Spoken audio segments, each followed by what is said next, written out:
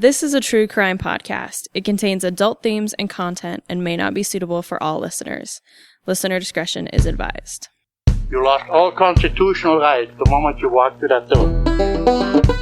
When the judge sat down there, I sentenced you to 10 years at the Idaho State Penitentiary. You walked in that door, you was a number. And the inmate understood that.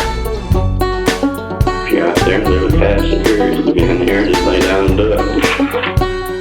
Those inmates that were here in the institution during an execution, it had an impression on them that maybe was still with them to some extent. Maybe they don't think about it anymore, but it had an impression on them, I'm sure. They wouldn't let me out until I get back that stuff. 7 months later, I give it back to them. That was one of the problems we ran into. Is you had 5 or 6 guys that were sitting in a place, smoking and joking and drinking coffee. Pretty quick, they'd hatched a plan in there to get under your skin some way or try to figure a way out. Welcome back, folks, to another episode of the Behind Gray Walls podcast, a podcast about the old Idaho State Penitentiary and the men and women who lived and worked here. My name is Anthony, and I'm down here in the trenches with Sam. Hi, everybody. Hey, Sam. And on the line with our correspondent out in Washington, D.C., Skye. How you doing? Oh my gosh, so good. Loving the title correspondent. Thank you so much. How are you guys? Miss you guys. We miss you too, Skye. It's been so long. It has been. I know. Since we recorded and since we've seen each other. Yeah. Yeah. Both feels like it's been a while. Yeah. I'm excited. Anthony's back telling a story today. It's been a while since we've had an Anthony story. Oh, which you know is but I going to also be want good. to ask, how did Halloween go? I don't think we've recorded together since Halloween. It went really well. We had 2,000 people for our Fright Nights event. Yeah.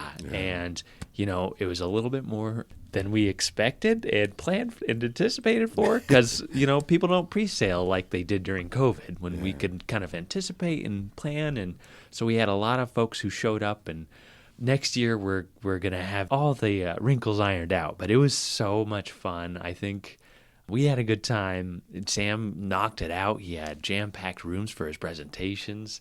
It was cool. It's so fun to see all of us as a staff come together, and we've got Charlie giving cemetery tours, we've got Sam giving presentations, we've got our DJ JC who heads our visitor services on the basketball court, we've got Alex, Eric, all of our staff in haunted houses and going throughout the whole site. It's just so cool to just be this command squad doing everything. Everything throughout the site just is alive. And yeah, it's a real team out there. People were excited. They wanted to be there. The energy was really positive. Everyone was very happy. It was a very fun, spectacular event. The weather was threatening to just destroy us, and it worked out okay.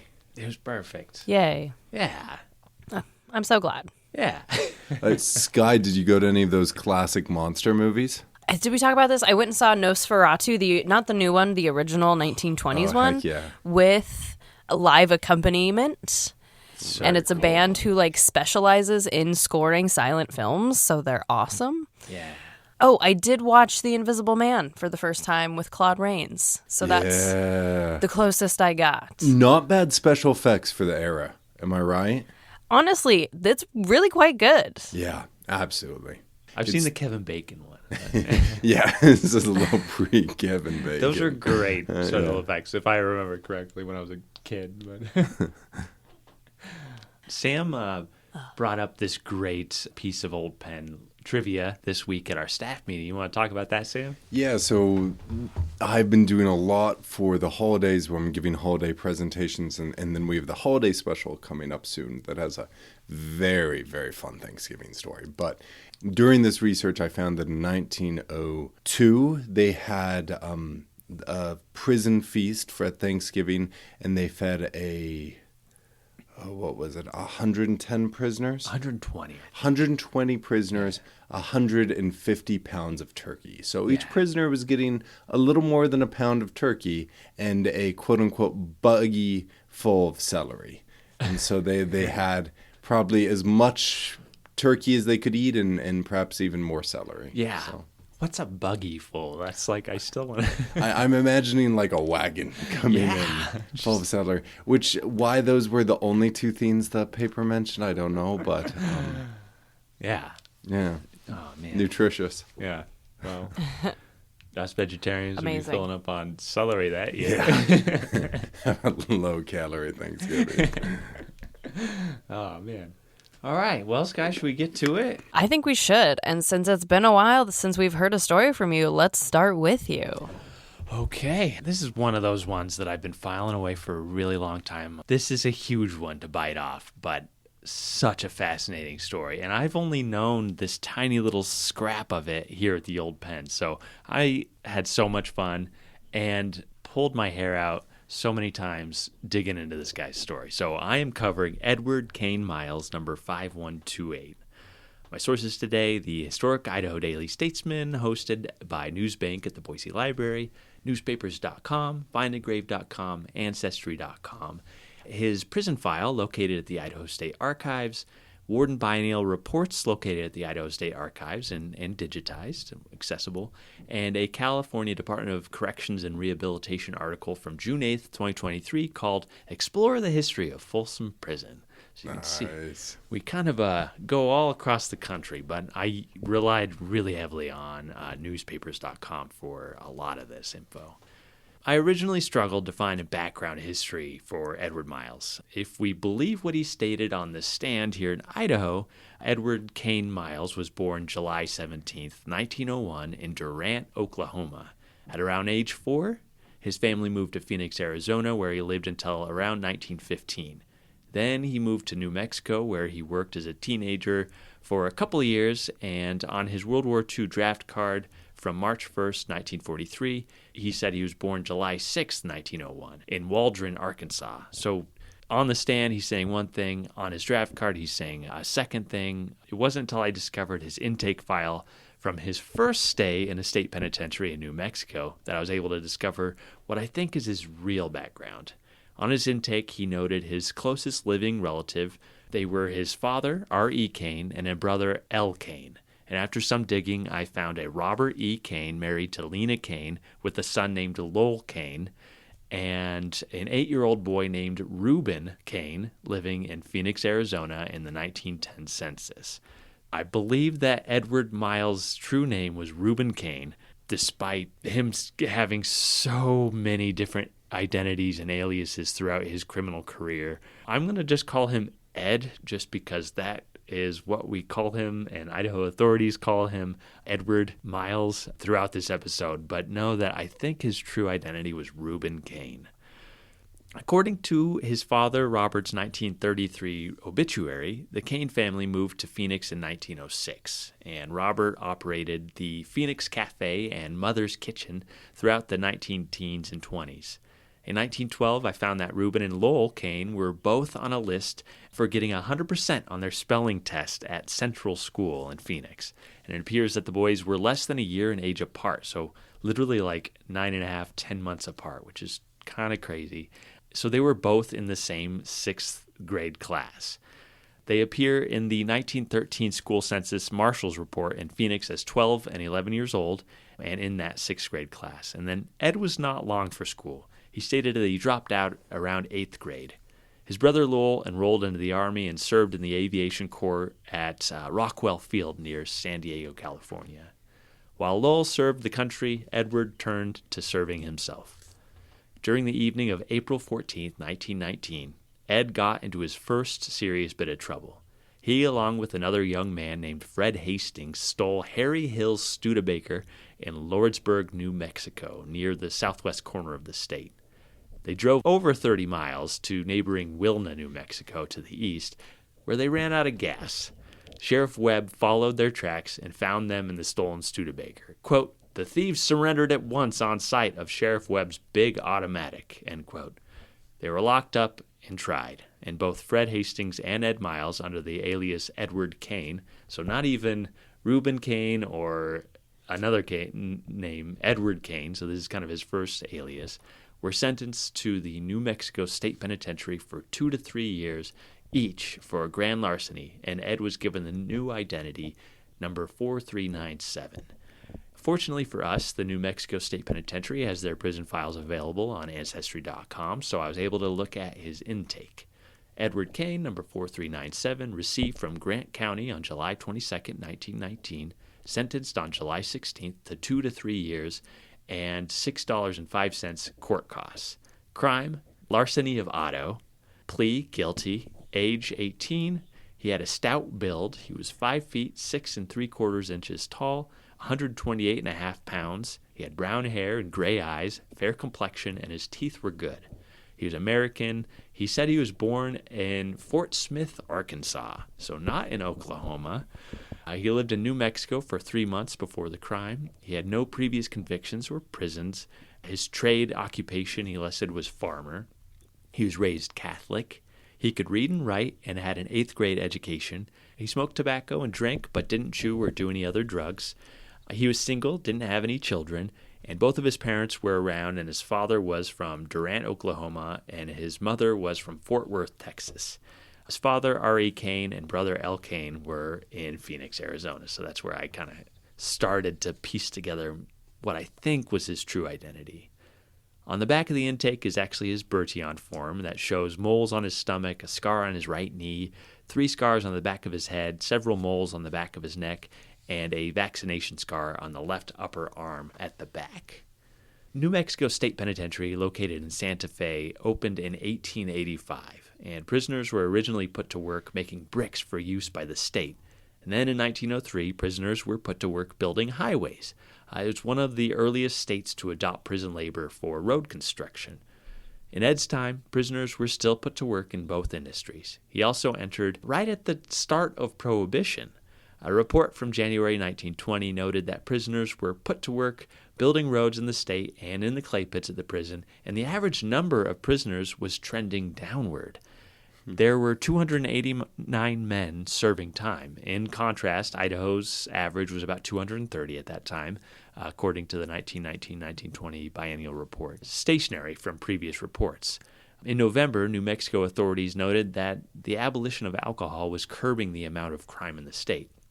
Quote, a study of the causes which have led to the commission of crimes for which convicts in the past were sent to the penitentiary, it is said, will reveal to anyone the big factor played by the saloon and booze generally, end quote.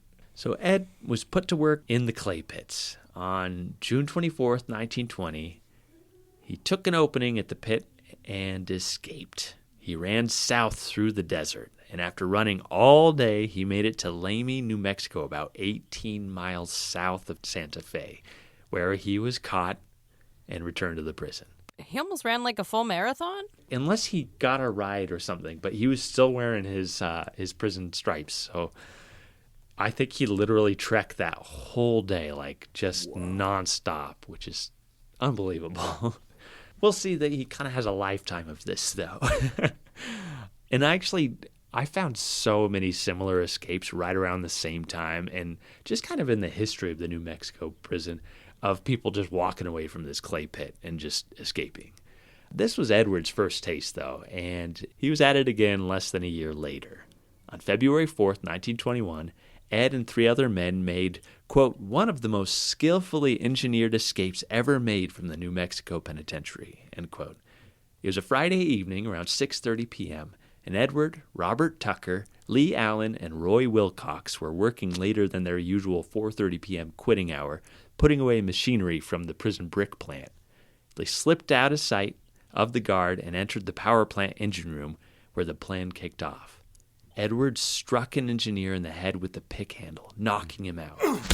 Roy Wilcox grabbed a sledgehammer and smashed the switchboard, causing the power throughout the entire prison to go out. Instant darkness. The 4 men made their way through the darkness in the workyard and amidst the growing chaos to the mill crusher building, where they secured a ladder that was waiting for them. They quickly raised the ladder against the east wall and climbed up and out without being seen. On the other side, they immediately separated. It took authorities 10 minutes to get the lights back on, which was a 10-minute head start. As every prisoner was rushed back to their cells, more time ticked by as count was called. The 4 men were finally discovered missing. A manhunt was underway. All available guards and bloodhounds were sent around to search for the 4 escapees, wearing overalls with their prison numbers clearly printed across them. Names, photos, and descriptions of the men were immediately sent to the surrounding towns and states. Plans were immediately brought forward by the Senate Committee of Public Affairs, House Committee on the Penitentiary, and the Board of Penitentiary Commissioners to construct a central tower above the main building of the penitentiary with a guard armed with a machine gun and an independently powered searchlight. Quote, so the guards in the tower could still sweep the walls and surrounding country with the big light and, if the prisoners made a rush for the walls, mow them down with the machine gun, end quote. Very cool. I chuckled. It was just like, I mean, that makes sense. We had the same issue right around the same time with Fred Gruber when he escaped by cutting the power, because he helped create the arc lights around the wall here at the site, cut the power, which allowed him to escape using the yarn donated by the Red Cross. And this is pretty much what these guys did too. They smashed the one power conduit, which shut lights off to the whole prison, allowing them to escape. So super smart. Get an independent lit tower in the center of this place so that we don't have this same thing happen again. The authorities, they figured that the men headed south to Lamy to hop a train where they had a train depot. The following day, Lee Allen was caught by 2 forest rangers in the mountains about 8 miles south of Santa Fe. It was obvious because he was still wearing his striped overalls. This actually gave authorities a little bit of excitement because they thought, oh, they didn't have somebody on the outside who was aiding them and giving them new clothes. And unfortunately, the other 3 men were not found. Ed headed west. His brother Lowell was stationed near San Diego and had married a woman in December 1920. On December 3rd, 1921, they had their first child. This may have been the reason the next place I found Edward was San Diego, California. Have you guys been? I have been. Yeah, I love San Diego. So beautiful. I don't know that I have. I've been giving tours out at Arlington Cemetery, and twice in the past 2 weeks, I've had 2 different guests tell me about this cemetery that it's a military cemetery that overlooks the ocean in San Diego. And so I was like, okay, I feel like I have to go to this place now. So next time you go, you should see if you can find it. Apparently it's stunning. Very cool. Yeah. That sounds very cool. Anyway. Oh, yeah. Have you been to Balboa Park, Skye? You must have. If you've gone to the San Diego Zoo. Probably. Oh, man. We spent so many hours there. And that's where Ed started his new venture as a stick-up man.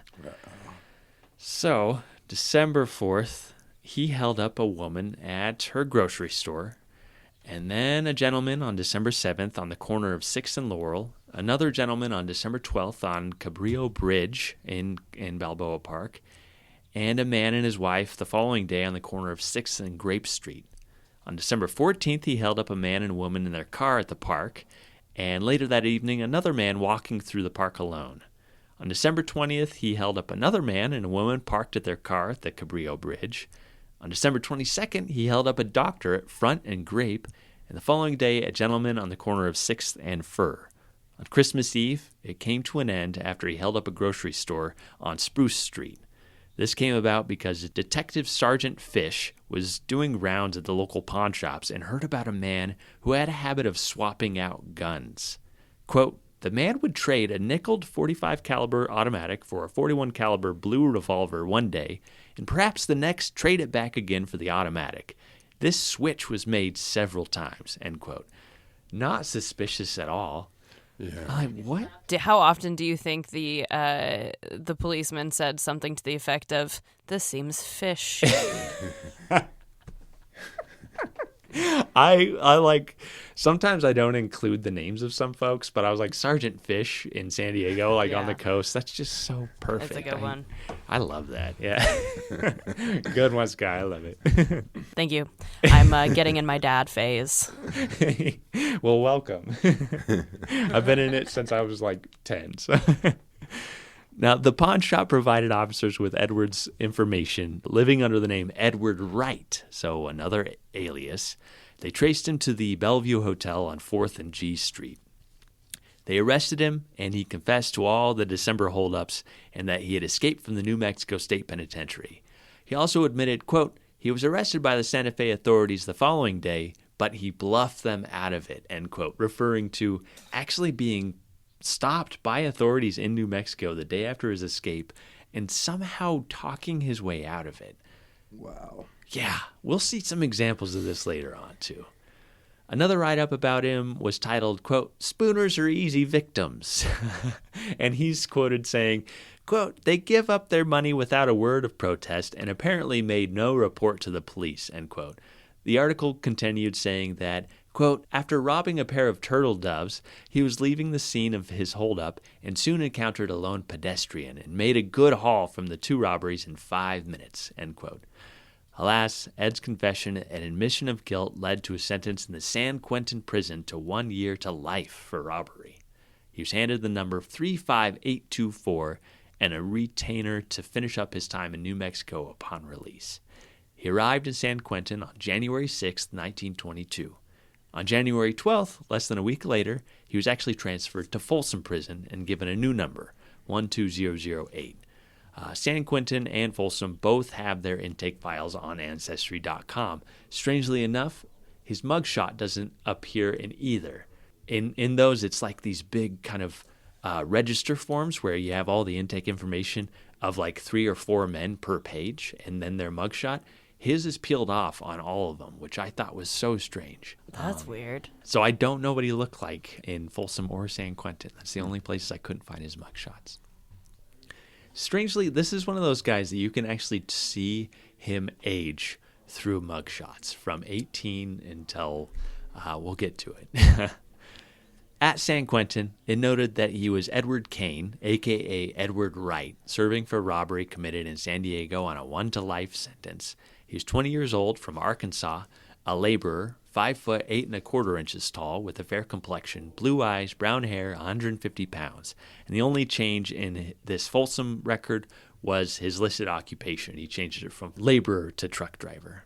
He served 9 years in the California State Prison at Folsom for robbery. Now, Folsom opened in 1880, so 5 years before the New Mexico prison, and boasts of being one of the first prisons in the country to have electricity. Looking at news reports of the 1920s about Folsom, I actually found from December 1923, noting that Folsom was at a record high with mass overcrowding. The average number was 1,330 men, an increase from 1,144 the previous year. So this necessitated authorities to assign 2 and even 3 men per cell. Just wild. Is this still during Prohibition? Yes. Yeah, so this is 1922, okay. Yeah.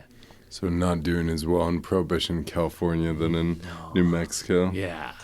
Well, that or Prohibition is just leading to the jails filling up with violators. Yeah, exactly. I think that's it, is that like when these new laws start, it's kind of everybody waits, and then as people start craving the hooch, that's when the crime starts. And the black market starts developing too, I think. Also at this time, the granite wall around Folsom was finally completed during his time. The construction actually began in 1909 and was completed in 1923. Several hangings occurred at Folsom in the 1920s while Edward was serving his time. And in total, there were 93 hangings at the site between 1895 and 1937. So 93 hangings there in, 30, 40 years. We have 10 in 101 years at this prison. And in 1937, the capital punishment actually moved to the gas chamber at San Quentin. Now, his Folsom file notes that he was paroled to New Mexico on September 27th, 1926. And I couldn't find if he was returned there or if he was just sent to New Mexico and put on parole in that state. The next place I did find him was in Corpus Christi, Texas. He returned to his old ways of holding up spooners. On February 7th, 1928, Ed approached the vehicle of R.S. Cook with a gun around 10:30 p.m. on the 700 block of B Street.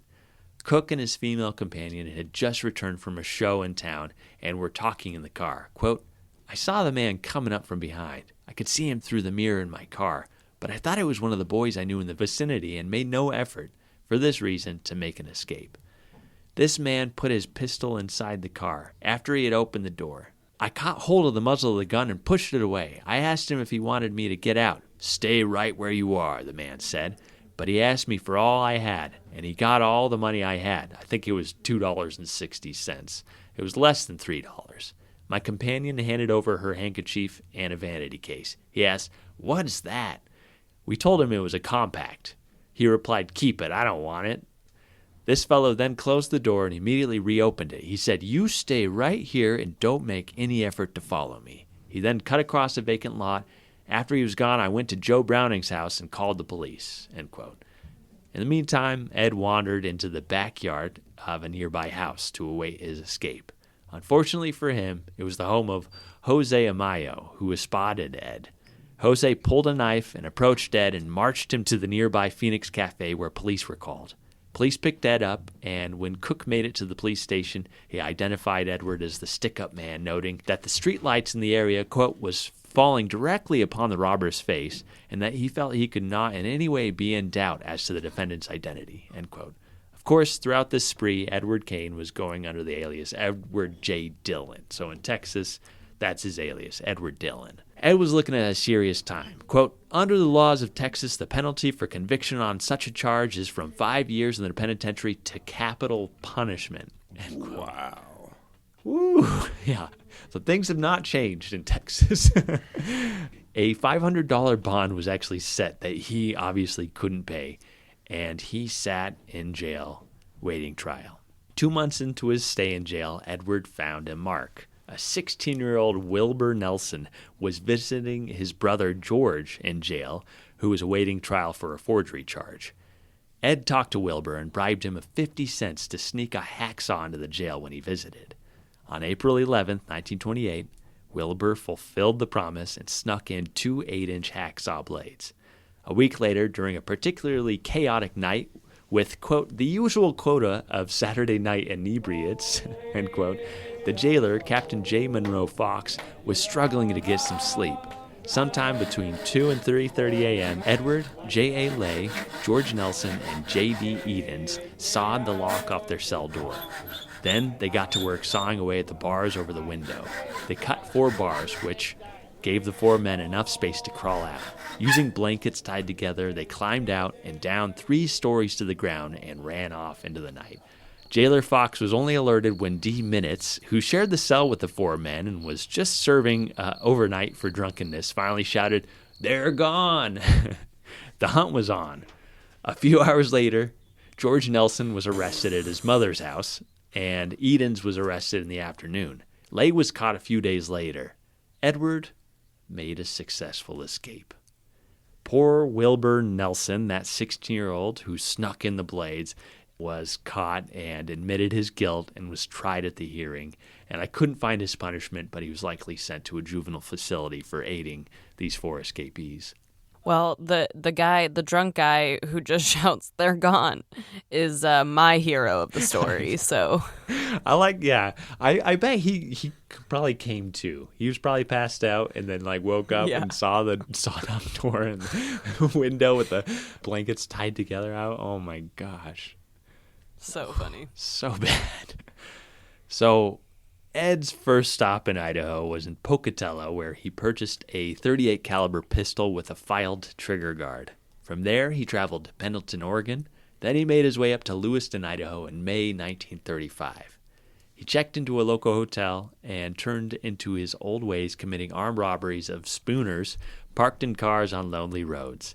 According to the intake description of his crime, quote, "In each instance, the occupants were men and women on so-called petting parties," end quote.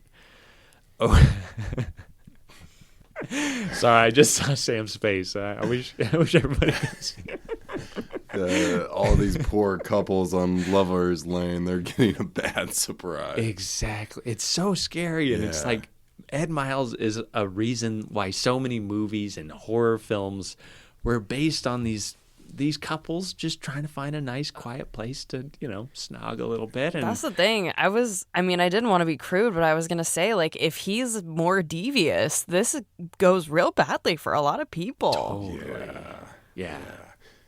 And I'm glad it hasn't gone there yet. Still, looking outside your window and having his face up against the glass while you're petting. With a gun. So scary. Oh, my gosh. Yeah. Yeah. And Over a 2-week period, he terrorized these lovers' lanes in Lewiston as these couples were snogging away. Over that period, 6 complaints of the robberies were lodged, with many of the attempted robberies likely not reported. It became such an issue that police decided to set up a trap. On June 25th, 1935, Officer Andrew Verzani of the Lewiston Police Department and Ollie Arbelbide, infielder of the Lewiston Baseball Club, I just love this duo here, drove to the outskirts of town in Old Uniontown Road. They parked their car and waited. After an hour, the headlights of an approaching vehicle alerted them to a lone figure walking along the street. They spotted the figure jump off the road and duck into some weeds. They held still, waiting until they spotted the figure approaching their vehicle, crawling on hands and knees. Officer Verzani knew this was their man. He sprung from his vehicle and told the figure to stop where he was. The figure jumped to their feet and attempted to flee. Verzani fired his gun into the air. Hearing this, the figure turned and fired back. The bullet whizzed near the officer's ear. His passenger, Arbelbide, exited the vehicle and fired twice in the figure's direction with a sawed-off shotgun. Quote, Verzani trained his flashlight on the fleeing man and fired, this time striking him in the face, ripping out his upper teeth and felling him.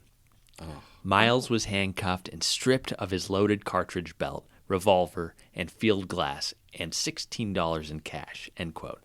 Do you think that one of the officers had a really bad dollar store wig on to pretend that it was a lover's situation? You know, I was just going to get to that because the field glass, like that's what we call like binoculars now. So this creep, Ed Miles, is like hiding in the weeds and off the side of the road with binoculars watching. So they probably were. They probably did have something to make it look like they were a couple. Yeah, and I can just imagine they've got... How do you think they solved which one was going to have to be in the wig? I bet it was the infielder. I think the officer takes that.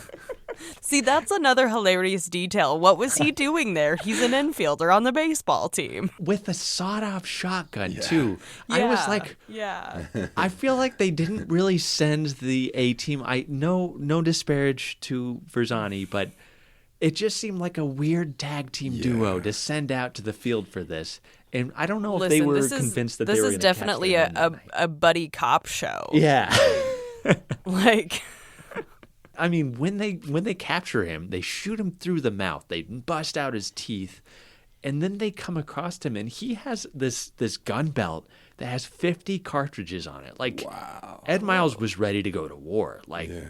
That's so scary to me. That part like made my hair stand up when I saw that. That, you know, this is what he was going to get these lovers lane couples. This is what he's going armed and ready with. Oh. So he was more devious. I spoke too soon. Oh.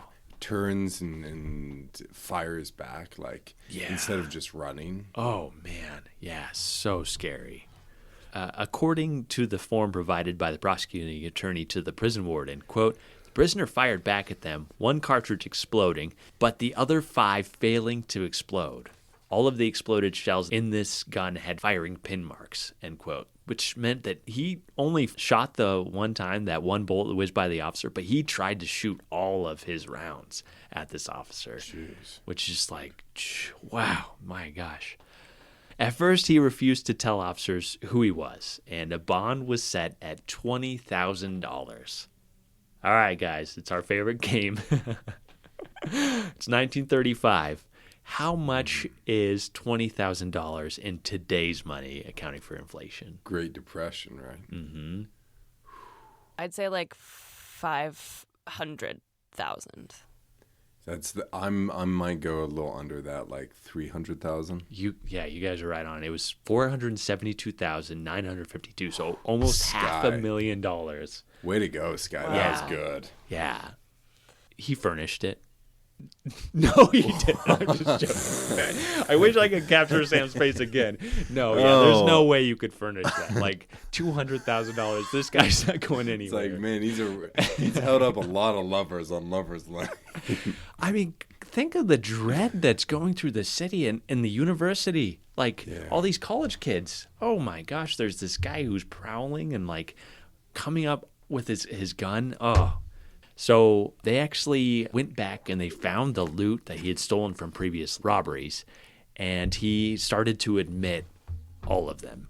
He told them that his, quote, only regret is that I didn't kill the 2 men that captured me, end quote.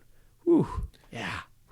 So newspapers had a field day describing him as a lone wolf, the parking bandit, the Lover's Lane bandit, the honeymoon bandit, and a bad boy known to several penitentiaries. In court, his quick-fire revolver and bullet belt were shown, and he was asked, quote, you expected to use it if you had to or thought it was necessary. I thought sometime I might get in a hurry, yes. And you were perfectly willing to kill somebody if necessary, if they wouldn't. If I had to defend my life, yes. You intended to rob people, and if they resisted, you would kill them. No. I had no intention of killing anybody in a robbery or anything like that. I didn't want to take a man's life for a few dollars. Well, if it was your intention to use it against the officers, well, I didn't intend to let anybody take me if I could possibly keep them from it. Your intention was to kill the public officer in case he attempted to arrest you, or wound him, or keep him from arresting me. How long have you had that idea in life? That you could kill people and committing crimes and resisting arrest. How long have you had that? Well, just the last few months. Yeah. Wow. You're like getting into the psychology of this guy who just, this is all he knows. Like we've seen him do it over and over again. And I honestly don't know between Texas and Idaho how many other robberies he committed because, geez, this guy just could not stop himself. In sentencing, the court brought up the fact that, quote, conditions in the United States are so deplorable from just such crimes that the federal government had to step in and take a hand, and every decent citizen has the very highest admiration for the effective work of the federal government is doing under J. Edgar Hoover. The court believes it would material help if, in every state in the Union, state boards of pardon were forbidden from pardoning in all offenses of this character, crimes of violence for gain, end quote. So this is like in response to all the organized crime that's going on during the Great Depression, gangsters and stick-up men causing havoc around the country as everyone struggled financially. John Dillinger was finally caught and gunned down by FBI agents outside of a theater in July 1934, and later Babyface Nelson in November of that same year. Once again, the criminal was definitely a product of the times. The Depression sent homeless men wandering through the country on freight trains. The panic was on, and the public enemy number 1 was born. He worked differently from the old mobs, using weapons like these, and these were all taken from killed or captured desperados. He robbed and pillaged the countryside. For a few $100 loot, he thought nothing of killing some innocent bank teller or other accidental bystander. Local police couldn't cope with these boys, so J. Edgar Hoover and his G-men moved into action. They faced a long list of desperate killers like Pretty Boy Floyd. The wrath was focused on this Oklahoma band after he had personally accounted for the deaths of 4 federal officers in the bloody Kansas City Station massacre. When finally killed by the FBI in a little town in Ohio, there were 10 notches in his pocket watch, 1 for each of his killings. His buddy, Adam Richetti, was later executed for his part in the murders. After Floyd, the FBI set full sail after a kill-crazy gunman named Babyface Nelson. When cornered after a 70-mile-an-hour auto chase in Barrington, Illinois, he killed 2 G-men before winding up dead himself in front of this lonely cemetery. His body was riddled with 17 bullets in all. It was the courts who cut short the career of the notorious Doc Barker and his gang. He was the son of the infamous old lady of crime, Ma Barker. Doc is shown here at the time of his conviction for the Bremer kidnapping, later killed in an attempted escape from Alcatraz.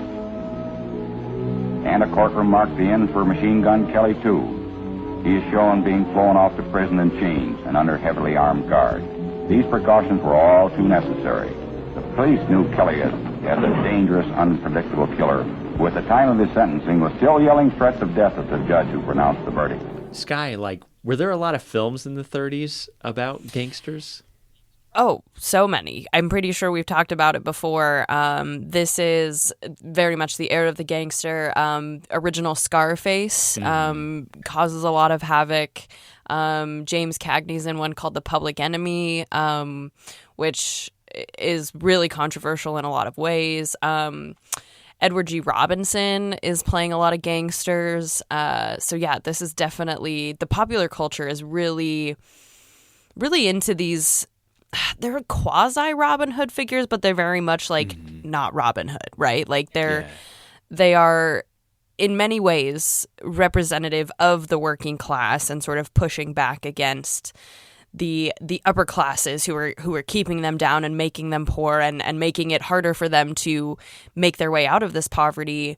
But they're also, not in so, depending on the person, they may have had a little bit more altruism here and there. But yeah, this is definitely the era of this image, very popular. And I was trying to think that Dillinger, he got caught because the movie that was playing was one of his favorite actresses. Mm-hmm. And I can't remember who it is, but later they ask her about it. What do you think about the fact that he was seeing you before he gets arrested? And I'm going to look it up while you continue to talk because I must know who it is. Perfect. Okay. I don't know. It just feels like we see this over and over again, and then it being reflected in media as well, amplifying those sentiments. But anyway, the movie he was seeing was a movie called Manhattan Melodrama, and the main actress in it, her name was Myrna Loy. She's in The Thin Man, if you've seen The Thin Man. Anyway, continue. Cool. Oh, man. Wow. Well, Ed was handcuffed, chained, suited with an organ boot, and placed in a car with Deputy Warden Paris O'Neill and traveling guard C. Bird. He arrived at the Old Idaho State Penitentiary on July 1st, 1935. Ed Miles, number 5128, he said he was born July 17th, 1901, sentenced in Nez Perce County to 20 to 40 years in the Idaho Penitentiary. He's 33 years old. This time he said he had a 9th grade education. He's unmarried. His nativity now is Oklahoma. Occupation, laborer. His hair was brown, his eyes were blue, he had a medium complexion, he weighed 135 pounds with a regular build.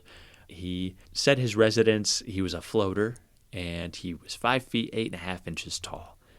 Ms. Bertillon showed that he had a bullet scar on the left side of his mouth, a small vaccination scar on his left bicep, an operation scar on his right abdomen, and his teeth were listed as poor for obvious reasons, getting them shot out.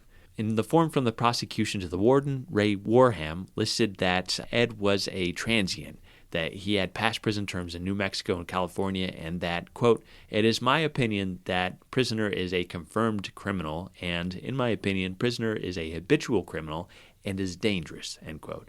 He also included a note that, quote, "At the time prisoner was sentenced, he admitted to the court that the trigger hammer lock of his gun had been filed, so it was what is known as a hair trigger gun. He further admitted that he carried it for the purpose of use and did not intend to be taken by any officer," end quote. At this time, the prison acquired Mosley Ranch across the street and was still getting Eagle Island all set up. They did away with the Bertillon measurements. They still used the figurine, but they stopped doing all of those measurements.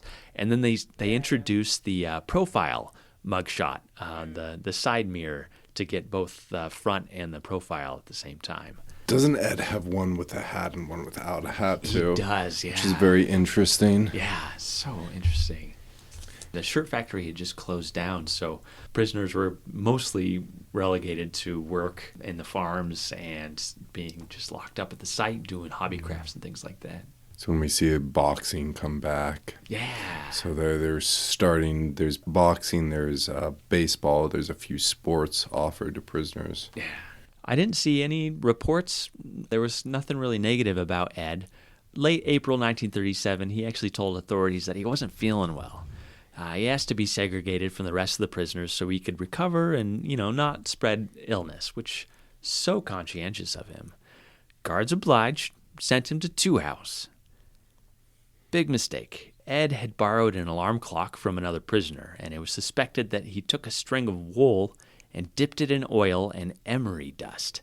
Emery is this abrasive, really gritty material that was used in sandpaper and knife and tool sharpeners. So he could have just taken some sandpaper and gotten the emery off of that and wound it together with this oil onto this piece of wool. And he sawed his way through the woven slabs of steel from his cell. Wow. Yeah. On May 8th, 1937, at around 2:30 or 3 a.m., Ed sawed his way through and left his cell. Quote, then he climbed to a window in cell block 2, cut a bar, crawled out, and slid about 25 feet to the ground on strips of blankets. Then he obtained some barrels and a box and used them to climb over a high wall at a point where it could not be watched by the armed tower guard, end quote. According to accounts, during the night shift at that time, only one guard manned the guard towers, and he wouldn't have a line of sight behind the shirt factory where the barrels were discovered along the south wall. Ed was gone without a trace. One good thing did happen. It caused a major embarrassment to Warden Guess and the Idaho State Penitentiary and brought up the conditions that guards were under. The spotlight shifted from capturing Ed Miles to remedying the problem of understaffing at the prison. The Attorney General J.W. Taylor stated, quote, we found that one guard posted in a tower at the northwest angle of the wall was supposed to be responsible for the entire circuit of the walls, which in fact he could see only 2 walls and a small portion of a third. This is wrong. We favor another guard who can supplement the work of the man in the tower. It's also inhuman to expect these men to work 12 hours a day, and I expect to make recommendations for correcting this condition. Men who are required to work 12 hours a day can't be expected to be as alert as men working a regular shift, end quote. So this resulted in a night captain of the guard to be appointed, 2 tower guards hired for night shifts, a raise from the $75 monthly salary for all guards, a reduction of 12-hour shifts to 8 hours, and an increase of guards in the yard during the night shift from 3 to 4. See, Ed's making positive changes. I know. Honestly, I was like, I have to find one redeeming thing about this man. And I think that's it. You know, he brought up that, man, guards even to this day are worked really, really hard. And it's not until something like this happens that what they do is brought into the spotlight, to the focus. On May 29th, 3 weeks after the escape, the Portland, Oregon Chief of Police, Harry Niles, sent out a $100 reward poster for the capture of Ed Miles, who was suspected of shooting 2 detectives who identified Ed from his mugshots. He was later dropped as a suspect from this shooting. Ed headed to Washington, where he kept his head down and did a series of odd jobs. He raised enough money to buy a car and headed back to his old stomping grounds in Arizona. He also returned to his old ways. With a small caliber pistol, he held up a standard station in Glendale, taking about $10. He didn't notice the woman in the parking lot who watched him run from the station and hop into his vehicle.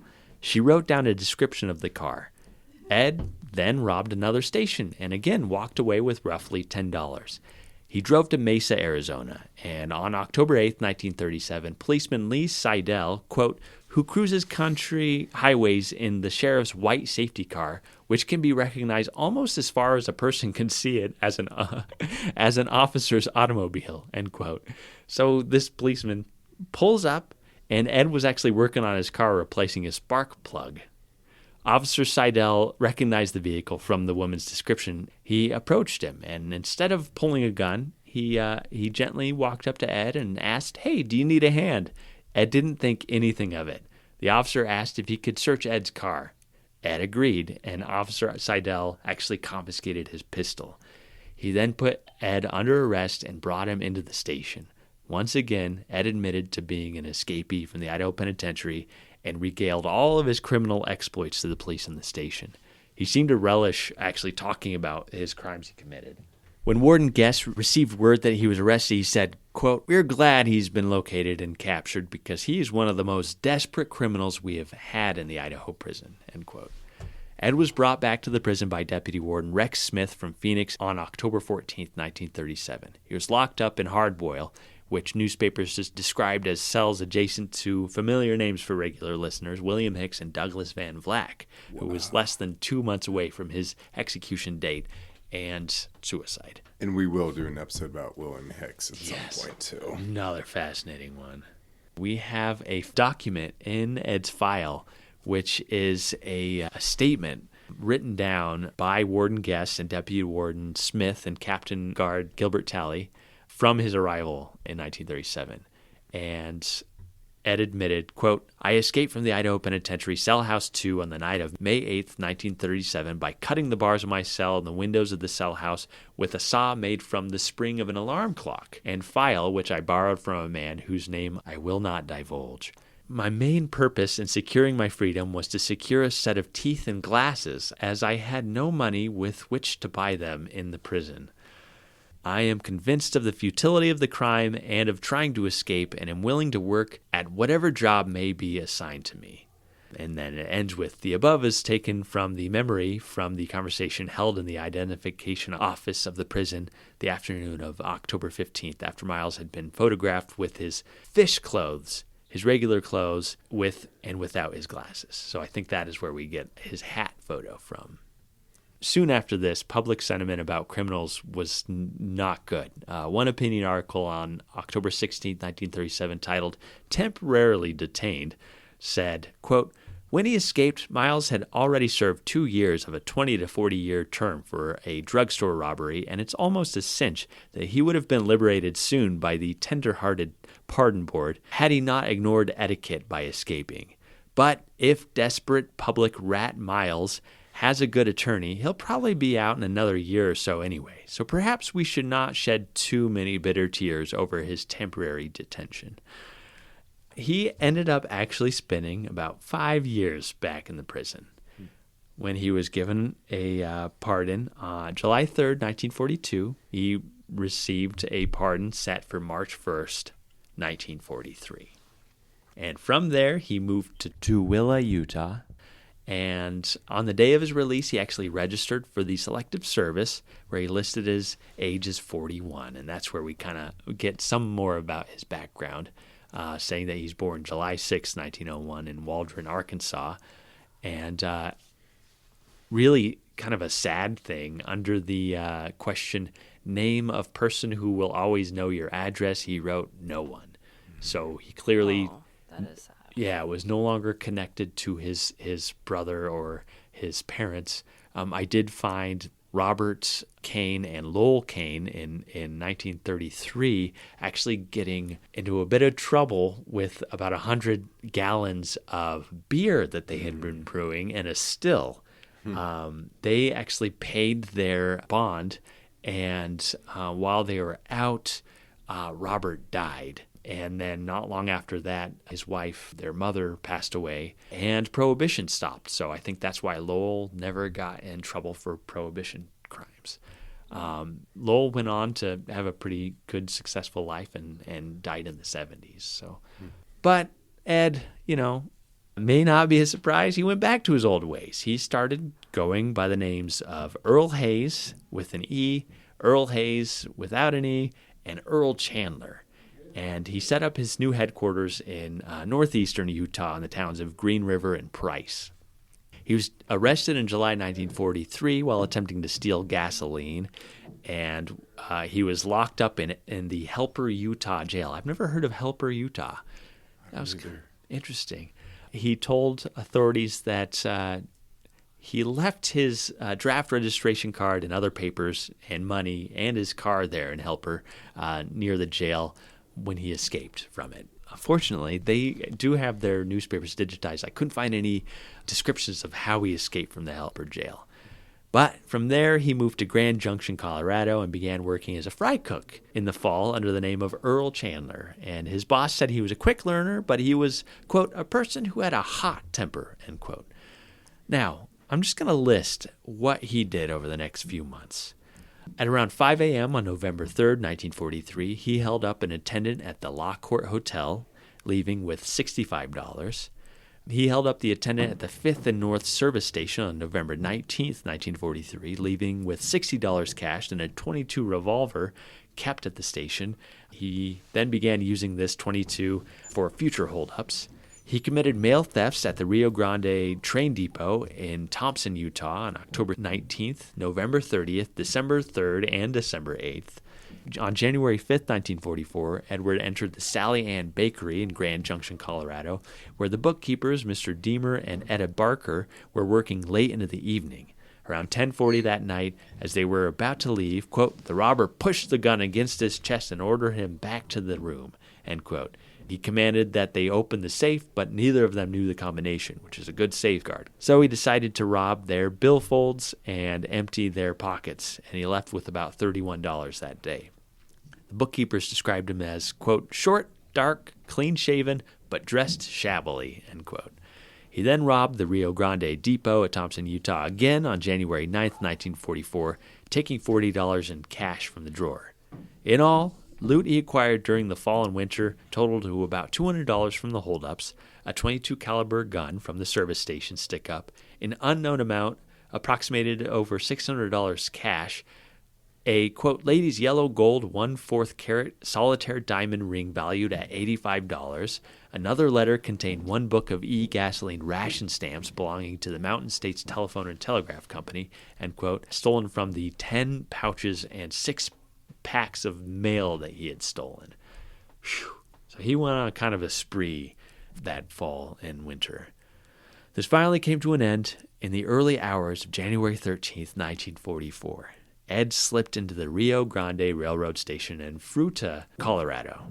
Due to all the robberies, railroad workers and police were on high alert. The night agent, R.B. Gregory, worked away in the station office. Ed watched and waited for a time to slip into the building, and as Gregory went into the supply room, Ed slipped into the building and walked past the supply room, quote, not noticing Gregory, who froze against the shelves. Gregory crept out after Kane went into the combination waiting room and office and ran to town for Marshal Wilson. Kane, admittedly puzzled at the disappearance of Gregory, hunted through the station and walked around it before starting to examine the mail sacks, which were ready to be put into train number 1. Gregory found Marshal Wilson in the Fruita smoke shop. Wilson got his .30-30 rifle from the city hall, and he and A.J. Ramsey went to the station. Wilson arrested Kane on the station platform and trussed him in ropes. Gregory, meanwhile, notified officers in Grand Junction, who rushed to the lower valley, prepared to give chase in case the robber escaped, end quote. So all these holdups and robberies were terrible. It gets worse. While waiting for police to arrive, Edward told his captors they couldn't take his gun, referring to his custom-made .22 revolver that was in a crude holster made out of a bank money sack and tied to his belt with a piece of handkerchief tied together. This unique revolver was a .22 caliber converted from a .32 caliber revolver, what you call a .32-20, which he had inserted this custom-made core so that it could fire .22 rounds, which is pretty unique. It all connected to a crime that occurred on January 1st, on New Year's Day, 1944. Lawrence Thompson was a shipping clerk for the Railroad Montgomery store. He had worked for the Rio Grande for 12 years prior to that and was well known around the tracks. He was 6 feet 5 inches tall, towering over most people, and he was recently divorced and spent much of his free time reading and watching football. When he moved to Grand Junction, Colorado, he joined the local chapter of the Masonic Lodge and spent a lot of his time with his brothers. As a large man, he had no problem taking command of situations and had actually nabbed 2 railroad prowlers during his time at the Rio Grande. In Grand Junction, he was living at the Montrose rooming house. Bertha Ward, the operator of the rooming house, said that railroad men came and went at all hours of the day and night. At approximately 8:45 a.m. on January 1st, she heard the front door open and shut. She thought it was Lawrence. A few moments later, she heard 4 gunshots. As she was coming downstairs, she heard Lawrence call out, "Mother, I've been shot." She found him slumped over and unconscious in the lavatory. Quote, Thompson was shot 3 times, 2 bullets penetrating the abdomen and the third going through the left lung and heart. A 4th .22 caliber bullet embedded itself into the wall of the small room, end quote. It was thought that the prowler had entered the house and was hiding in the restroom. Lawrence likely walked in and, between a mix of his size and the fact that he had dealt with prowlers before, may not have raised his hands in surrender when the masked man raised his revolver. Bertha called for help, and a physician and the fire department quickly came and attempted resuscitation, but to no avail. When this murder happened, authorities thought the weapon was either a homemade gun or maybe something taken from Europe. World War II is raging in Europe at this time. It was super unique and left strange markings, but no shell casings, which was unusual for a .22 caliber automatic shell, because typically when you fire those, the cartridge actually gets ejected from the gun, which would be on the ground. But in this case, there are these 4 shots, but no empty cartridges ejected. So they knew there was something strange about this gun. Quote, the officers were able to trace ownership of the gun through several owners to Kane and knew its serial number before they ever saw it, end quote. So when the charges were brought against him, Edward again began speaking and talking about all the robberies and holdups he had committed between the fall and winter of 1943 and 1944. He was lodged in the Mesa County Jail, and victims from the robberies all identified him as the stick-up man. He was looking at more serious time in Colorado State Prison. Authorities said that he could go to wherever he was stashing his money to pay for representation, but he refused to tell authorities where the money was, saying, quote, he would need it later, end quote. It was suspected to be in Grand Junction somewhere.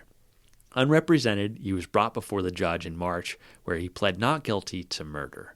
The trial was set. On March 6th, he attempted to escape from the county jail, but was caught as he was coming out the door. The sheriff brought him down and subdued him. Authorities exhumed Lawrence Thomas's body for further investigation.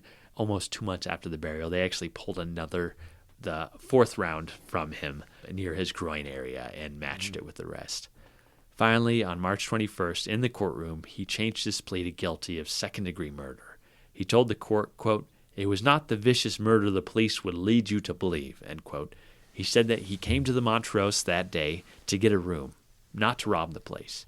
It was a holiday, and he didn't want to wake anyone up, so he sat in the hallway for about half an hour before going into the restroom.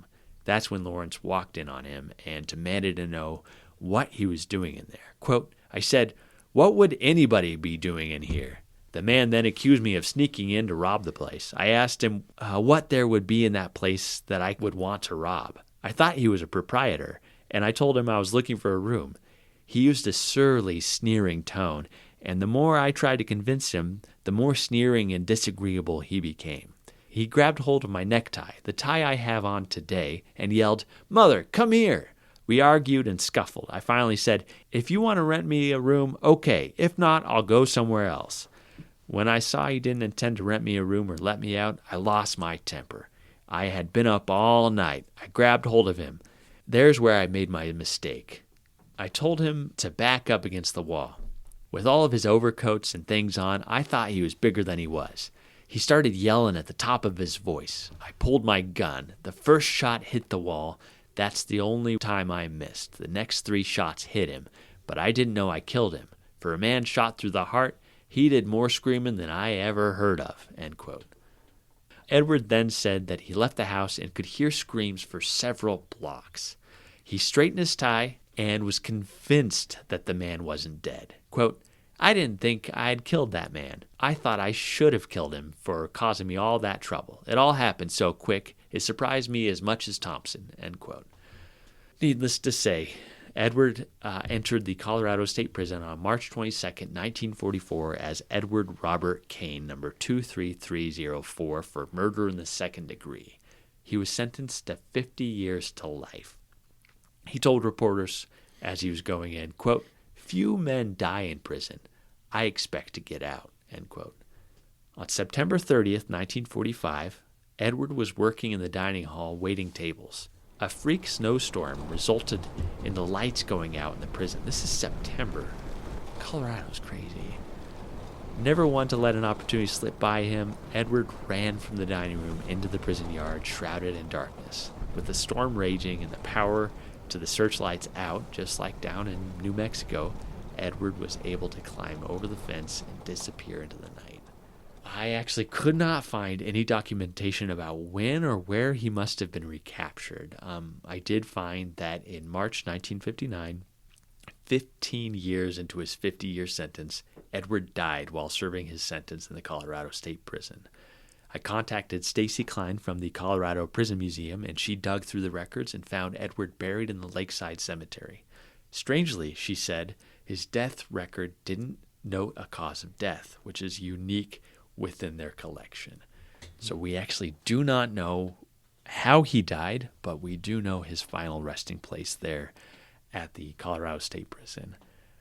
And that is the wild life of Edward Miles, a.k.a. Edward Kane, a.k.a. Reuben Kane, a.k.a. Edward Hayes.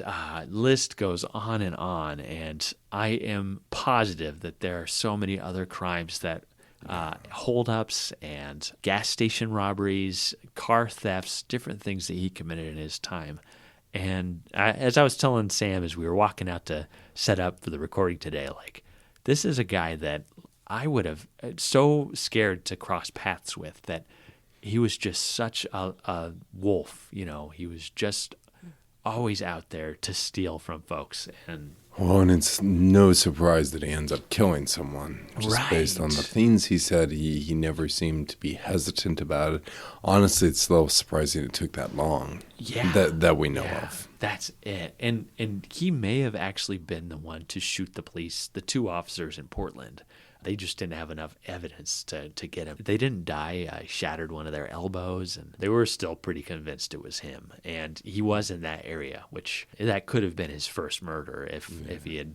And then the officer in Lewiston too. Oh, it's folks like that you're like, okay, yes, penitentiaries, prisons are an essential part of our society because there are very dangerous people out there that have no qualm with holding somebody up and, you know, causing that lifelong trauma after a mugging. You know, I can only imagine if any listeners out there have ever been, you know, mugged or held up or something, like, oh, I can only imagine what you've gone through. And I just hope that I never go through that myself. Oof. Well, heck of a story, and great work as always, my friend. Oh, thanks, Skye. I'm sorry it's so long. It was just, I couldn't stop, and I finally had to. I know at some point I'm going to find when he got recaptured and sent back to Colorado, but if I do, I'll update this episode. I know. I feel like we should do like an episode where we update all of the stories that we've done and then found stuff about later. Yeah. Because I feel like there's quite a few of those, but that's for another time. You know, each individual inmate is a problem of his own. There ain't no two of them alike. And you got to study their character. You got to learn how to study people. Yeah. Some of them can never be cured. They've got a lot of them over there now that there's no way of rehabilitating them. You can't do it. But they're trying to, but they waste of time. Yeah.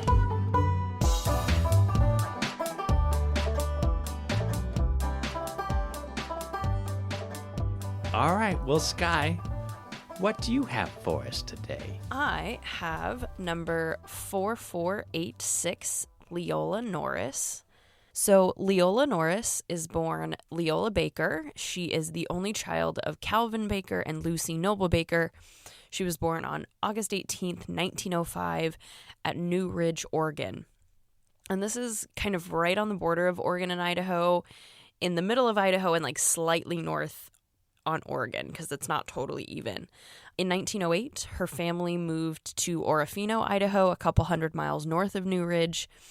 And as far as I've been able to tell, her father was a general laborer and farmer.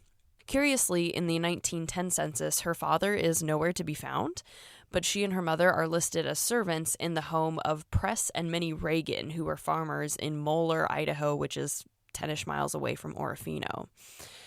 So even though she's listed as a servant, she's only 4 years old. So if they were having her do chores, what kind? Probably more just that she was the daughter of their servant or their, someone who works in the home. And then the funny thing is the whole family will be back together in the 1920 census. So clearly her father's absence was temporary, but I don't really know where he was in the 1910 census. In 1917 and 1918, her name appeared in the Clearwater Republican. It is part of her schoolwork. We see this often with folks, especially with female inmates. I tend to find a lot of their schoolwork, which of course I think you probably also find it for the men, but you have other things to talk about, so you don't get too deep into it. But in 1917, she was actually part of a community program where she recited a piece called Her Papa, but I couldn't find what kind of piece. Was it a poem? Was it prose? I couldn't find if it was her original piece or someone else's work. She would have been roughly 11 years old at this point.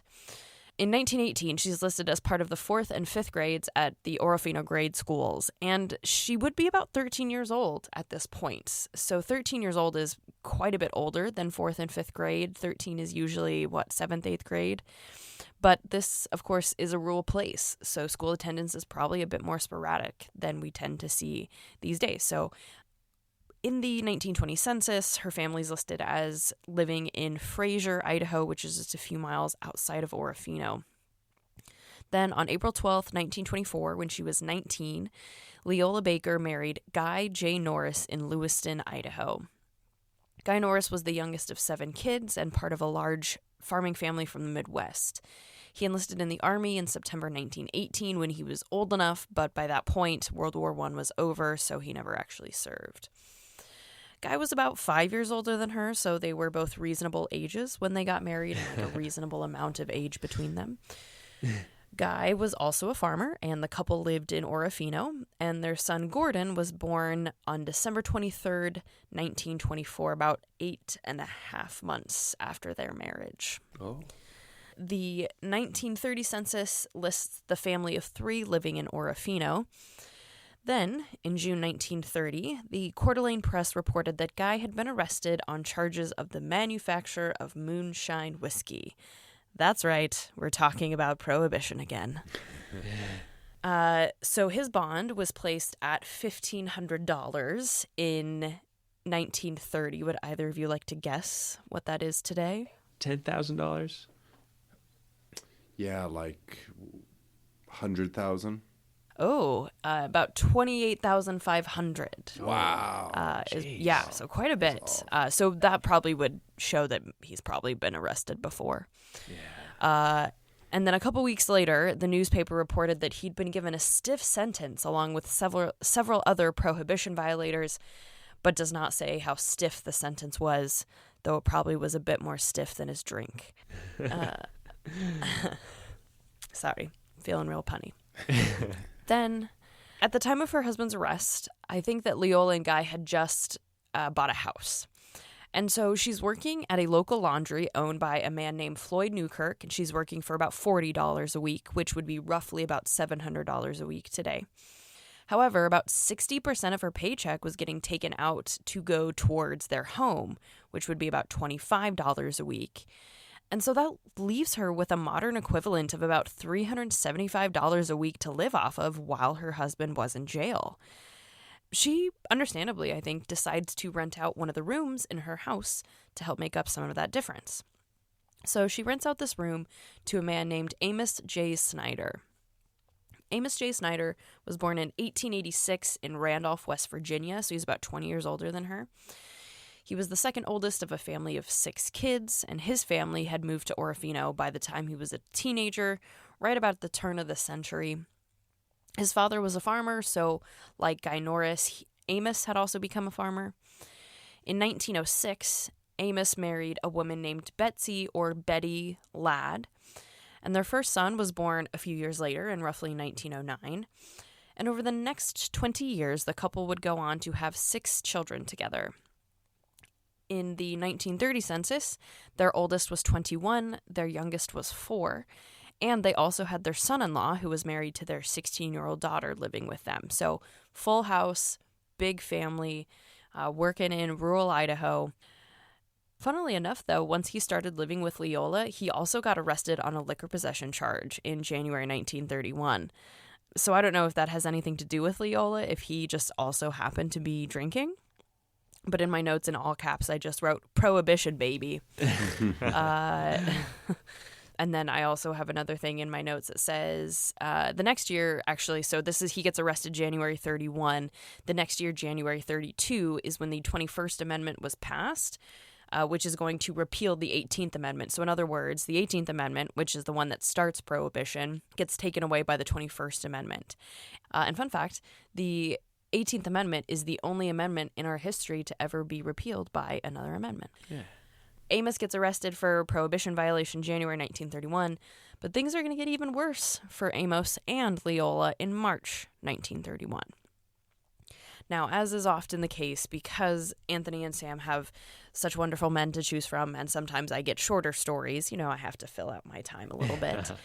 And we've talked about Orofino, we've talked about Coeur d'Alene, kind of all that area quite a bit. So I'm going to do one of my other favorite activities, which is to look at the front page of the newspaper, of the local newspaper, to kind of see what's going on around them. Does this help us make sense of the crime? Things like this. So weirdly enough, there are not any newspapers from directly around Orofino or the county. So I had to improvise a little bit. I had to go a little bit further north to Coeur d'Alene. So Coeur d'Alene and Orofino are about 140 miles away from each other, but I think what would make news in Coeur d'Alene would also make news in Orofino. I also don't have an exact date for the crime, so I kind of just randomly chose March 16th because that's fairly close to the newspaper articles that mention their appearance in court. So, on the front page of the Coeur d'Alene Press on March 16th, 1931, in national news, the headline I found reads, "President will take vacation off on voyage."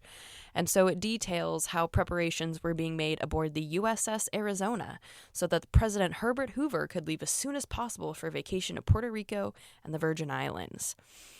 His wife, her name was Lou Hoover, L-O-U. She did not join him on the journey, but instead she went down to North Carolina to help care for their son, Herbert Jr. So instead, President Hoover would be accompanied by the Secretary of War, Patrick Hurley, and the Secretary of the Interior, a guy named Ray Lyman Wilbur. Now, a few days after this article appeared, on March 19th, he left for his trip aboard the USS Arizona. And you may be thinking, the USS Arizona sounds familiar. It is, in fact, the same boat that 12 years later would be lost in the attack on Pearl Harbor. Okay. Yeah. Wow. So, President Hoover first stops in Puerto Rico, and that had only recently become a U.S. territory after the Spanish-American War in 1898 and 1899.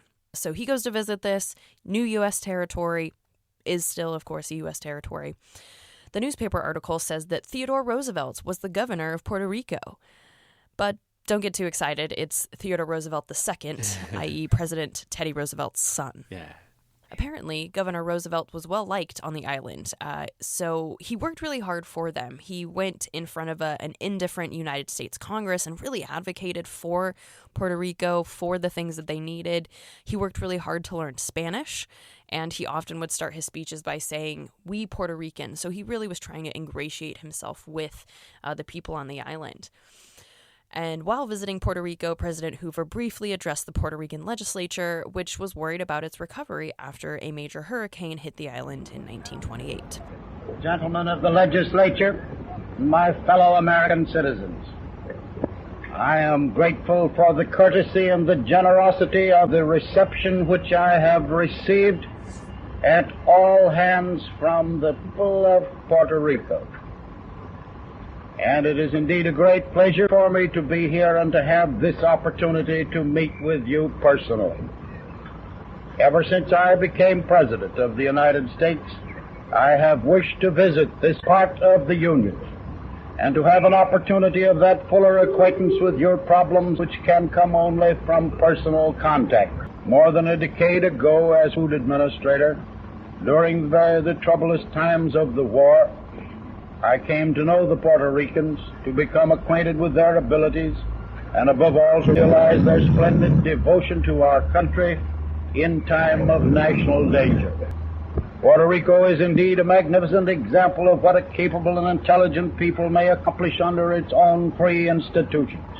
You have indeed shown courage and initiative under these impulses of freedom and of liberty. You are today temporarily suffering not alone from the aftermath of the devastating hurricane of 1928, 1/10 of all of the property of the island and a much larger percentage of the tools of livelihood were destroyed, but you are involved with all of us in the worldwide business depression. I have been particularly impressed with the splendid efforts that you are making in the education and health and care of children. They are the responsibility of every man and woman of the community, for in them lies the whole of our future. The achievements of your past should be your own assurance. You have shown a magnificent courage and ability and cooperation of building new institutions of government and in the reconstruction from disaster. That courage and that spirit of cooperation will bring to you the blessings of prosperity, for you are endeavoring, as all of our people are endeavoring, to build a system where men may have an opportunity of livelihood, where insecurity is no longer a specter in the home of those who have the will to work, and where upon the soil of this prosperity you shall find richer fruits of culture and wider opportunities of mind and spirit. These possibilities are before the people of Puerto Rico. Your fellow citizens on the mainland will cooperate with you to that end. I thank you. He then goes to the U.S. Virgin Islands, which the U.S. had just acquired after World War I as a naval base. Again, still part of our territories. And realizing that the Virgin Islands were struggling even more to recover from the hurricane than Puerto Rico, the trip really helped make President Hoover aware of the difficulties that our territories were facing at the time. The newspaper said of President Hoover's mix of pleasure and work, quote, "In making this trip, the president is rejecting numerous invitations to spend a genuine vacation in some expensive southern resort. It is understood he does not feel justified in idling in some rich man's playground while there is widespread suffering in the country," end quote. There's another national story that caught my eye, and you'll very quickly see why, and also maybe be annoyed by the fact that I included it. It came out of Los Angeles and the very scandalous town of Hollywood. So the headline reads, "Defense ready, Pantages to appear before court April 13th. This article briefly profiled the defense for a millionaire named Alexander Pantages. He's about to go to trial. Turns out this is actually the second trial for the same crime, which he'd been tried for in 1929. So let's go all the way back to the beginning to try to make sense of this. So Alexander Pantages was a Greek immigrant. He immigrates to the United States, and he tries his hand first at prize fighting. He also tries gold mining. He tries to own restaurants, but he finally gets a little bit of success owning vaudeville theaters. And if I haven't talked about this, and for those of you who don't know, vaudeville is sort of a series of stage acts. Like you would go to the theater and you'd sit down, and then they'd have like a dancing group and then like an animal, trick group. So it's kind of what we did before movies. He finds quite a bit of success, actually, as a vaudeville theater in Seattle. And so starting there, he starts to buy theaters throughout the western United States. And by 1918, he owns the largest independent theater circuit in the country, especially in the American West. Now, what does this mean? What is a theater circuit?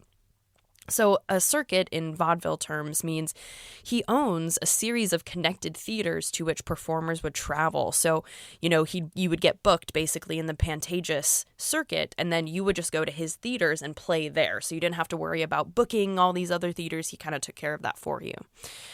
He's doing really well.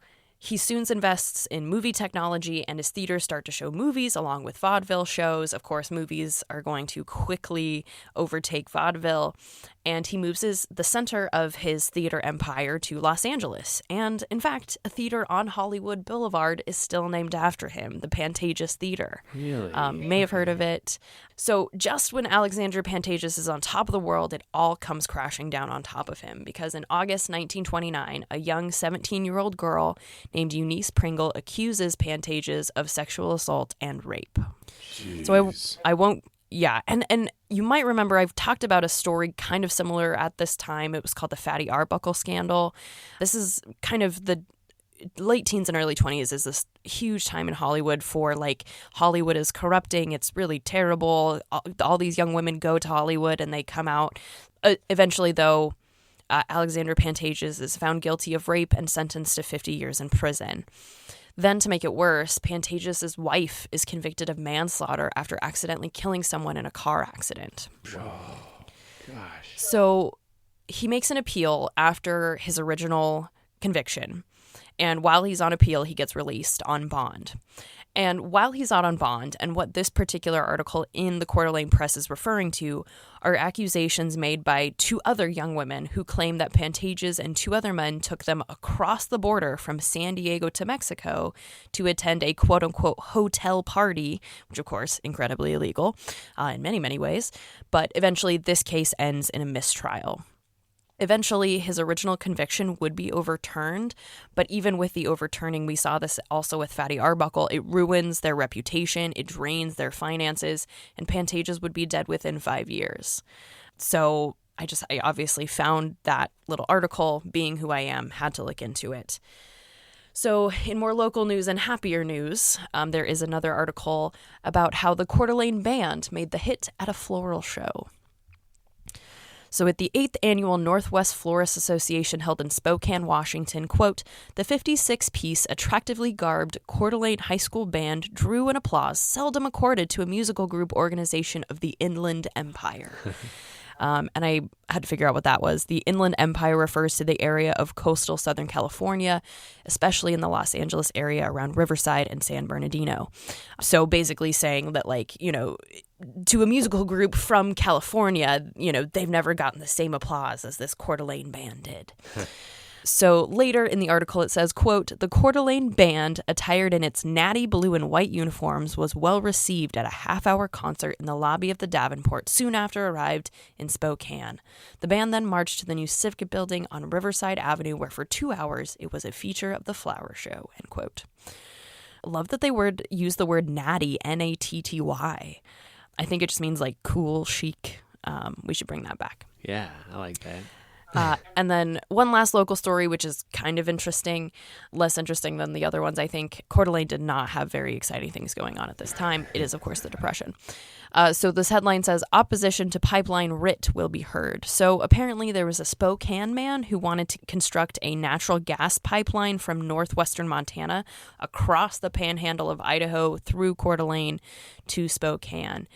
So it said, this article says, quote, it is understood that there is considerable opposition locally to the construction of the line based on the fact that a test oil or gas well was being drilled at Ramsey a few miles north of Coeur d'Alene.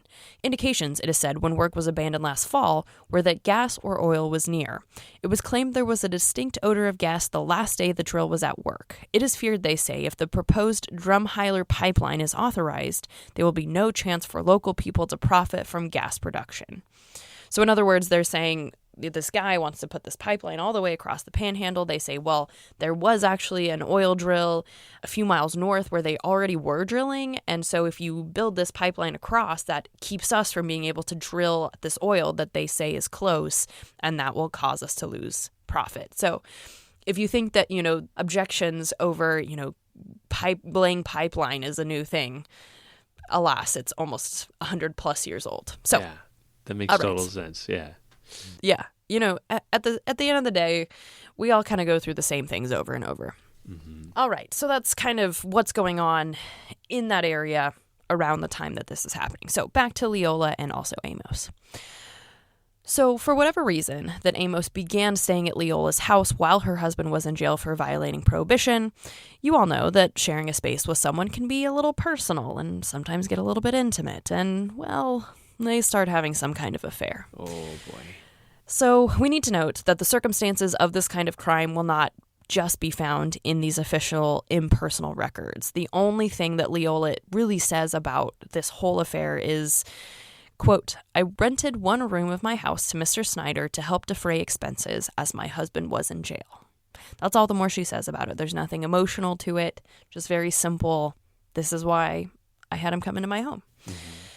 So, as it turns out, according to the Spokesman Review on March 18th, 1931, and the Spokesman Review is from Spokane, Washington, the complaint against Leola and Amos for adultery had been filed by Paul W. Norris, her husband's brother.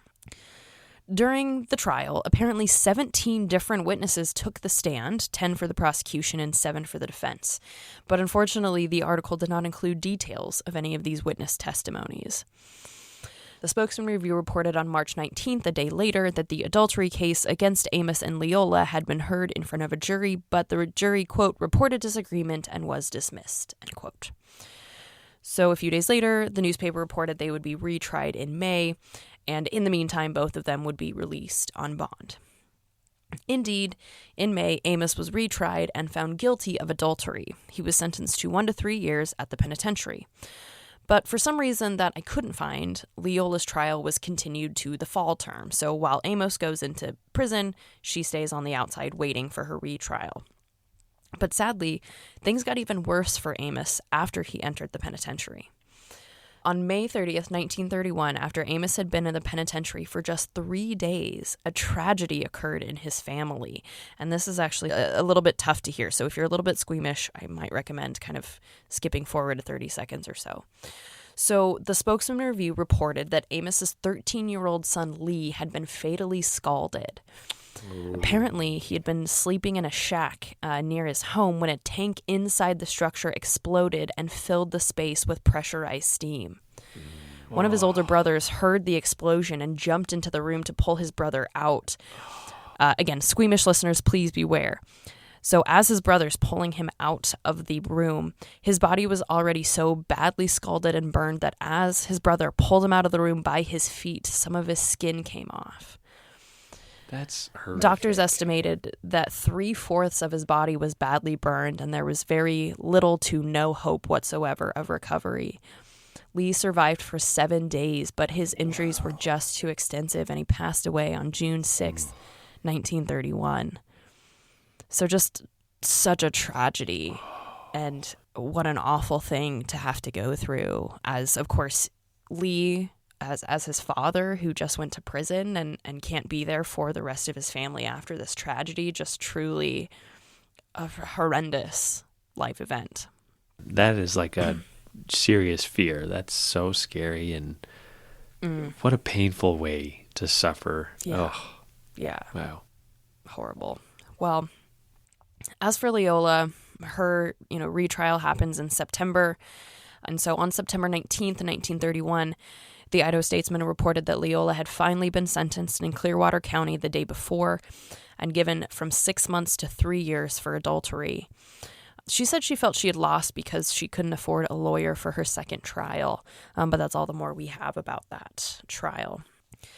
Now, just 1 day later, 1 day after she ends up in the penitentiary, the Spokesman Review reported that Governor C. Ben Ross had reprieved Amos Snyder to permit him to return to Lewiston, where his mother was dying in the hospital. So his minimum sentence had been 1 year. This was 1/3 of his minimum sentence. And so with the fact that his mother died, and maybe on top of the fact that he had been in prison for his son's death, maybe this was a good enough excuse to give him a chance to get out. Because records I find indicate that his mother dies a few years later in 1935, which, of course, is not to say she wasn't gravely ill and isn't a reason to get him out of prison, but she must have managed to recover, but he gets out regardless. So Leola, though, she enters the Idaho State Penitentiary on September 18th, 1931. So some of the details we have for her on her intake, her height is 64 5/8, so she's about 5'4". Her eyes are blue. Age is 25, born Oregon. Her hair, this is a fun detail, her hair is listed as natural brown, drugstore red. Interesting. Occupation housewife, complexion light, weight 128, and then married, yes. So no marking on her Bertillon, interestingly. She was just one of 6 in the women's ward, including Lyda Southard and past subjects Viola Lowe and Mrs. George Gordon. So, it's pretty small. About a month before her release, one other woman would join them, but it's a fairly quiet time at the women's ward as far as times at the women's ward go. When she entered, the Clearwater County prosecuting attorney wasn't particularly kind to her, though certainly a degree nicer than some other intake forms that I found. When asked if he regarded her as a menace to society or someone who made a mistake, he said that she was a party who made a mistake, quote, and doesn't care, end quote. He also added that this woman is of adulterous disposition, but was influenced by Snyder. She later stated that she had been advised to plead guilty by the prosecuting attorney, saying that he told her that she'd get a lighter sentence if she just pleaded guilty. And so this is where the fact that she didn't have a lawyer comes into play, because if that is true and she feels that she lost because she didn't have a lawyer, it may have been because she didn't have anyone to advise her in regards to her plea. As usual, we don't have a lot about her time in the penitentiary. While she was incarcerated, her husband Guy divorced her on the grounds of infidelity. Custody of their son went to Guy, which is understandable since Leola is in prison. She applied for pardon once the 1/3 of her minimum sentence was up in January 1932. And indeed, just 6 months after entering, she had been given a full pardon by Governor C. Ben Ross, the same governor who had also reprieved Amos Snyder after about the same amount of time. And as a free woman, she was free to do what she wanted. And as it turns out, what she and Amos Snyder had was not just a fling. In August 1932, Leola and Amos applied for a marriage license in Spokane, Washington, and they were indeed married in January 1933. And he was about 20 years older than her, is that right? Uh-huh. Interesting, okay. And wow, well, good for them. Yeah. Jeez, it's heartbreaking for both of their families, yes. how they went about it. Yep. But it's always nice to see that it actually was true love, hopefully. Yeah. It definitely is a little bit more heartening to think it isn't just a passionate thing, that it something somewhat positive comes of it. But yeah, as you say, definitely so tough on the families. And again, I can only imagine how betrayed the family that Amos's family may have felt when their brother ends up, when his son ends up dying. There was probably so much anger and so much hurt in that family, which of course I cannot speak to. I can only imagine. But yeah, I mean, at least it wasn't a fling, and it they had ended up staying together. So did Guy, did he serve time in prison? No, just in jail. Just in jail, okay. Because it was like more of a local prohibition. He just got caught with like a small amount of alcohol rather than a big like state charge. Gotcha. Okay. Yeah. So yeah, between the two of them, the only of the two men, Amos is the only one who would have served in prison. Okay. At least in this particular case. They marry in January 1933, almost immediately at the end of the month, January 1933. Amos and another man named James J. Conkey were arrested with federal liquor violations, violating the Volstead Act, which is actually just the official name for the Prohibition law. And as I mentioned, the next year, I kind of mentioned his last arrest, the next year it would end. But this is tough because it's the last few weeks of Prohibition being enforced. Within weeks, Congress would pass what was called the Blaine Act, and that's the one that repeals the 18th Amendment. So he's arrested right before it ends, but by May 1933, I think they end up changing this charge to possession of 30 gallons of liquor, and he's only fined $250. So even though he couldn't be arrested, he could still be fined for it. I am always blown away by the connections we have, just on accident, and like with Ed Miles' brother and dad getting busted right at the end of the very tail end of Prohibition. How funny is that? Yep. It really is so funny. And it's always funny to be the one who realizes it, like, because sometimes it's you and sometimes it's me, where we could just kind of sit there and be like, oh, well, my story talks about that too. Yeah. Very interesting. So yeah, Prohibition, baby. I mean, we're worse. It was 100 years ago, still was Prohibition. So crazy. Yeah. So I couldn't find any resolution to this case, whether, he ever was convicted for the original charge, or whether they did kind of just bring it down to that possession. Not totally clear. By May 1934, the Spokesman Review reported that Amos had been arraigned in court on charges of, quote, possession of stills and apparatus for the manufacture of spirituous liquor without a license and contrary to the Internal Revenue laws, end quote, which is why the IRS was in charge of Prohibition enforcement, which is crazy. It technically was about taxing, and so they had the IRS in charge of Prohibition enforcement. But he pleaded not guilty to this possession of stills and apparatus charge and was acquitted just a few days later. In June 1934, about a month after he pleaded not guilty and was acquitted, he was driving with a group of other men a few miles outside of Orofino when the car they were driving went over this small cliff and landed about 8 feet down from where they had started. So I was trying to figure out how this worked. So kind of imagine like a cliff, I guess, but like a cliff onto a shelf. So like they start to kind of go over this cliff, and Amos freaks out because it looks like they're about to go off the cliff. So he jumps out of the car, but the car just kind of, I don't know how it works, but the way it sounds is it just sort of drove off and landed on all four wheels on the shelf right below it. And so Amos jumps out of the car, breaks his nose, cuts his hand up, but because everyone just sort of landed on the four wheels, everyone else was fine. They got some minor injuries, but no one was seriously hurt. Maybe they had to change their pants afterwards, but... Right. Yeah. And I'm sure the irony of, like, Amos thought he was saving himself, and everyone's like, yeah, man, we're fine. And he's like, great, my nose is broken. Thanks, buddy. But yeah, so even despite these arrests, even despite this car accident, generally, Leola and Amos lived together in relative peace and quiet for the rest of their lives. And they continued to live in Orofino.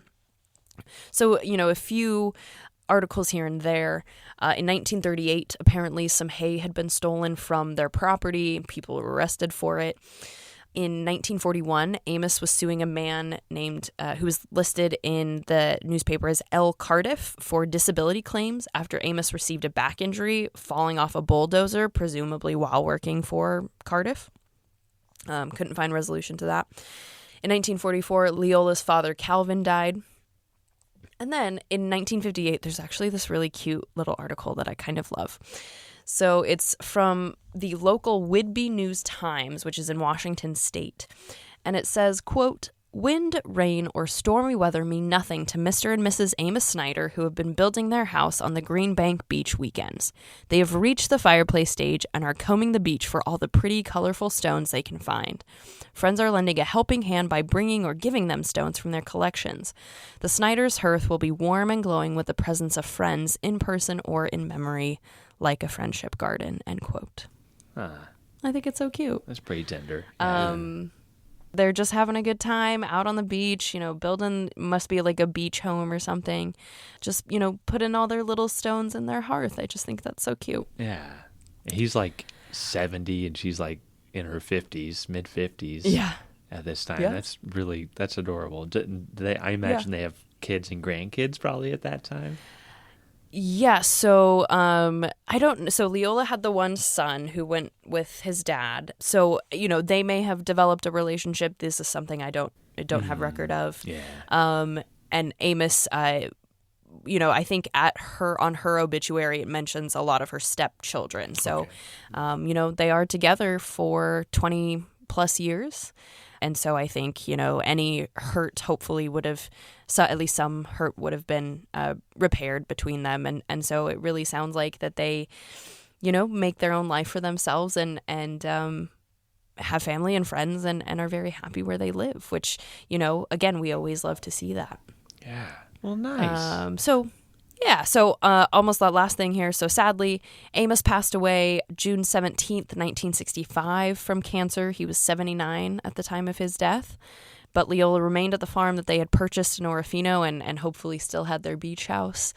And finally, she passed away August 21st, 1985, just 3 days after her 80th birthday. Oh. And she is buried with Amos in the Westman Cemetery up in Orofino. And real quickly, my sources were the inmate file, her inmate file from the Idaho State Archives, newspaper.com, ancestry.com, Caribbean vacation entry on the Herbert Hoover blog called Hoover Heads, hilarious, from nationalarchives.org. An article called The Alexander Pantages Rape Trials by John S. Karagosian from the California Supreme Court Historical Society. An article, The Sexual Assault Trial of Alexander Pantages, Los Angeles, October 1929, by Paul R. Spitzeri on Homestead Museum blog. And then just some quick details from Wikipedia on Puerto Rico, U.S. Virgin Islands, Alexander Pantages, Inland Empire, Volstead Act, and Blaine Act. Okay. Nice. And that is our number 4486, Leola Norris. You know, with all of these stories, it's always a little hard to imagine, like, what's going through your head during the crime and the incarceration. But specifically for couples that serve for adultery, I imagine it would be very easy to become bitter towards one another or resentful.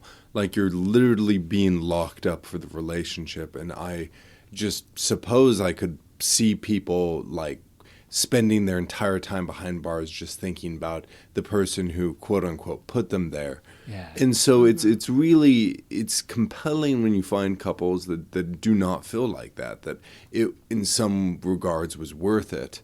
And they go back out and that was the relationship they want to pursue. That's so fascinating. Yeah. Yeah. So it doesn't happen very often where in these adultery cases they end up together at the end. So yeah, like we kind of said earlier, it's, I guess, positive question mark. Yeah, relationships are already hard enough, let alone getting the state involved in the middle of it. Like, geez, it's pretty miraculous. I don't know how many cases we have of the folks that served for adultery who then later divorced their spouse and married the person that they were committing the crime with. So, did you know that adultery was on the Idaho law books until like 2022? Yeah. Yes. Yeah. When I started giving tours here at the penitentiary, I would bring up that fact whenever people would talk about adultery cases, that I'd say, oh, well, it's still on the books. And now I've had to remove that from my tour for obvious reasons. Yeah. You could easily say it's been on the books until 2022, which is pretty outrageous. It is, yeah. Yeah. Well, nice. Another great episode. Good job, Another Skye. long episode in the books. Good job, oh my Anthony. gosh, thank you. Yeah, great job, Skye. That was always fun. I wish I could podcast every day. And yeah, I just love the direction that you guys are taking the podcast, and looking forward to doing some more. We'll keep this going. And, listeners, thank you. Sorry, we had this big, huge plan to, have a whole season out, and done by the time you hear this episode.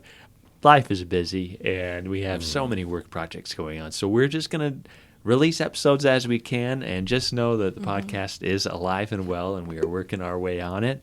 Just hold and bear with us as we find time to get episodes out to you. And hopefully in the near future, we'll be able to actually turn a lot more focus back onto releasing episodes and focusing more on the podcast. But in the meantime, thank you for listening. Thanks for tuning back in every week. All right. Well, everybody, do your own time. Do your own number. Bye, everybody. If you enjoyed Behind Gray Walls, subscribe, rate, and review on your favorite podcast app, and leave a comment to tell us what you thought of today's stories. Your feedback helps shape future episodes and helps new listeners find the show. To learn more about the cases we discussed and to see historical mugshots of the prisoners featured in today's episode, follow us on social media. You can join our Facebook and interact with Sam and Anthony at Behind Gray Walls Podcast, and you can follow us on Instagram at Behind Gray Walls Pod. Thanks for listening.